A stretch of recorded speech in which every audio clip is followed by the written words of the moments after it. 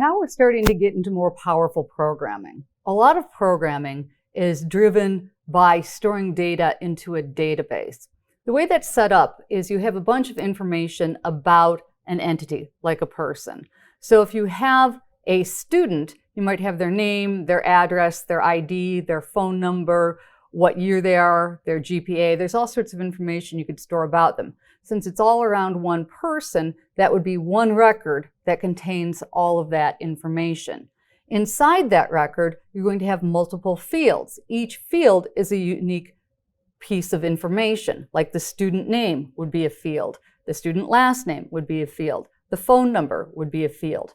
We can work with data like that by knowing how many fields they are and making sure things are input in that way, and then we can read them in that way.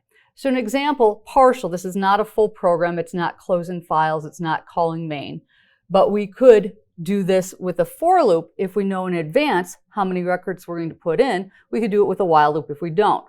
So we're going to get the number of students that the user wants to input by getting int input how many students. Then we're going to open our student file, students.txt, in write mode. If it's empty, it will create that new file. Then for count in range, 1 through number of students plus 1. And we do it this way because we're not starting from 0. If we're starting from 0 to that, we would get the exact number of students. But if we want to start with 1, we need to add 1 to the number of students we've gotten from the user.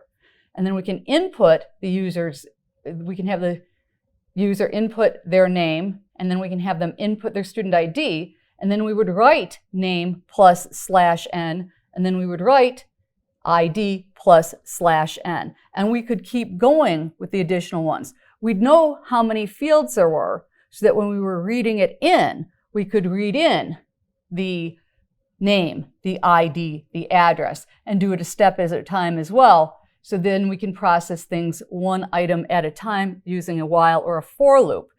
If we're going to do that and we're going to completely change the file, we can write things to a temporary file, which would allow us to delete, so we could remove specific records and do things like that in our processing. Look at your book for more specific examples of the additional processing we could use. But the object to do that, if we're making changes, if we're adding to it, we may need to use a temporary file and then copy all that information back into the original file.